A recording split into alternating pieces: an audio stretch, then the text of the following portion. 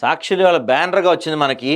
స్కాముల కోసం సంపద సేల్, ఆర్థిక విధ్వంసకారుడు చంద్రబాబే, జేబులు నింపుకోవటమే బాబు దృష్టిలో సంపద. మాజీ సీఎం వైఎస్ జగన్ మండిపాటు. మేము సంపద సృష్టిస్తే బాబు ప్రైవేటుకి అమ్మకాలు, ఆర్థిక అరాచకాలు. 4 పోర్ట్లు, 10 ఫిషింగ్ హార్బర్లు, 17 ప్రభుత్వ మెడికల్ కాలేజీలకు శ్రీకారం చుడితే సంపద సృష్టించినట్లా, లేక వాటిని ప్రైవేటుకి కట్టబెడుతూ జేబులు నింపుకుంటున్న చంద్రబాబు సంపద సృష్టించినట్లా? పారదర్శకంగా ఇసుక, మద్యం విక్రయాలతో ప్రభుత్వానికి ఆదాయం సమకూర్చిన నేను సంపద సృష్టించినట్లా, లేక ఖజానా గండి కొడుతున్న చంద్రబాబు సంపద సృష్టికర్త? విద్య, వైద్యం, వ్యవసాయ రంగాలను మౌలిక వసతులతో బలోపేతం చేసి కోవిడ్లోని వృద్ధి పరుగులు తీయించిన నేను విధ్వంసం సృష్టించినట్లా, లేక ఒక్క హామీ నెరవేర్చకుండా 9 నెలల్లోనే 1.45 లక్షల కోట్ల రికార్డులు అప్పులు చేసిన చంద్రబాబు ఆర్థిక విధ్వంసం సృష్టించినట్లా అని జగన్ పేర్కొంటున్నారంట. చరిత్రలో నిలబడిపోవాలన్న తపన ఉంది కాబట్టి, ప్రతి ఇంట్లో నా ఫోటో ఉండాలన్న ఆరాటం ఉంది కాబట్టి 2.73 లక్షల కోట్లు బటన్ నొక్కి డీబీటీ ద్వారా ప్రజలకు అందించాం. లంచం లేని పాలన ఎక్కడైనా జరిగిందంటే గత వైఎస్ఆర్సీపీ ప్రభుత్వంలోనే గర్వంగా చెప్పదలుచుకున్నా. దేశ చరిత్రలో ఇదో రికార్డు. కమిషన్లు రావు కాబట్టి చంద్రబాబు బటన్లు నొక్కటం లేదు. చంద్రబాబు గురించి నాకు కొన్ని వ్యాఖ్యలు చేశారు. పథకాలు మొత్తం పోయినాయి. 9 నెలల్లో 1.5 లక్షల కోట్లు అప్పులు చేశారు.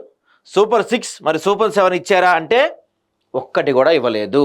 చంద్రబాబు అధికారంలోకి వచ్చి వెంటనే తెల్లారి నుంచే సూపర్ 6 అమలు చేసేస్తాం, చంద్రన్న 6 గ్యారెంటీలని చెప్పుకున్నారు, కానీ పథకం కూడా అమలు కాలేదు ఇంతవరకు. ఎక్కడ వేసిన పథకాలు అక్కడే ఉన్నాయి. పేదలకు ఏమైనా బటన్ నొక్కారా? కనీసం మా ప్రభుత్వం అమలు చేసిన పథకాలు ఏమైనా కొనసాగిస్తున్నారా అంటే అది కూడా లేదు. ఆ తర్వాత పిల్లల చదువు కోసం తల్లులకు ఇచ్చే అమ్మఒడి కూడా లేదు.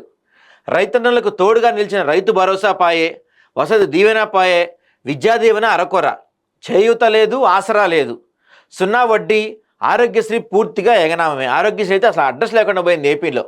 వాహనమిత్ర, నేతన్న నేస్తం, మత్స్యకార భరోసా, కాపు నేస్తం, ఈబీసీ నేస్తం, చేదోడు తోడు, లా నేస్తం, ఇలా గతంలో ఉన్న పథకాలన్నీ కూడా అడ్రస్ లేవు. 8వ తరగతి చదువుతున్న పిల్లలను ప్రోత్సహిస్తూ ట్యాబులు ఇచ్చే కార్యక్రమం కూడా పోయింది. మరి 1.45 లక్షల కోట్లు ఎవరి జేబుల్లోకి పోతున్నాయి? లేనిది ఉన్నట్లుగా చెప్తే పెట్టుబడులు వస్తాయా? దావోస్ నుంచి నీతి దాకా మీదంతా నెగిటివ్ ప్రచారమే. పెట్టుబడులు ఆకర్షించేలా ఏం చర్యలు తీసుకున్నారు? జిందాల్ వంటి సంస్థలను భయపెట్టి పంపేశారు. జిందాల్ వంటి వారికి ఈ పరిస్థితి ఉంటే ఎవరైనా ఎందుకు వస్తారు అని చెప్పి జగన్మోహన్ రెడ్డి గారు మాట్లాడుతున్నారు. అసలు జగన్మోహన్ రెడ్డి గారు ఇవన్నీ మాట్లాడుతున్నారంటే ఆశ్చర్యపడాల్సి వస్తుందో ఆనందపడాల్సి వస్తుందో ఏం చేయాలో అర్థం కావట్లా. మీరు చెప్పిన ఈ ఉచిత పథకాలకే డబ్బులు మొత్తం నాశనం చేశారు సార్ మీరు జగన్ గారు. నేనేదో ఈ టీడీపీ ఎరగదీస్తుంది పొడుస్తున్నా నేనేం చెప్పట్లా, టీడీపీ కూడా ఏం చేయట్లేదు, కానీ మీరు చెప్పే స్థాయిలో లేరు. మీ హయాంలో 5 ఏళ్లలో ఎన్నో కంపెనీలు తిప్పంపించేశారు, ఒక ఆర్థిక విధ్వంసం సృష్టించారు.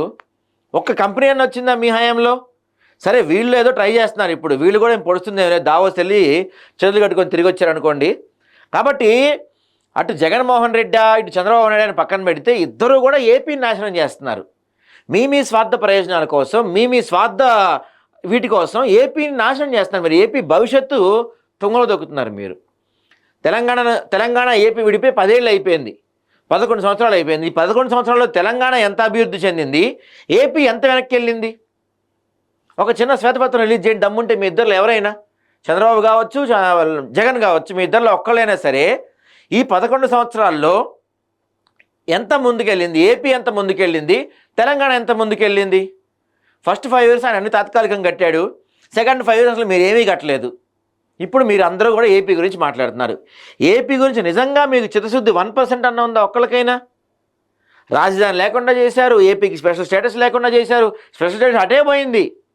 అసలు ఇప్పుడు స్పెషల్ స్టేటస్ గురించి ఎవరు మాట్లాడుతున్నా? స్పెషల్ స్టేటస్ అనే పదమే బూత్ పదం అయిపోయింది. ఇప్పుడు చంద్రబాబు కావచ్చు జగన్ కావచ్చు ఇద్దరు కూడా ఏపీలో ఒక తరాన్ని నాశనం చేశారు. మీరు ఏపీ భవిష్యత్తును నాశనం చేస్తున్నారు మీరు. మళ్ళీ ఇప్పుడు ఈయన వచ్చి శుద్ధపోస కబుర్లు చెప్తున్నాడు, ఆయన శుద్ధపోస కబుర్లు చెప్తున్నాడు. ఇద్దరు ఆర్థిక విధ్వంసం చేసిన వాళ్ళే.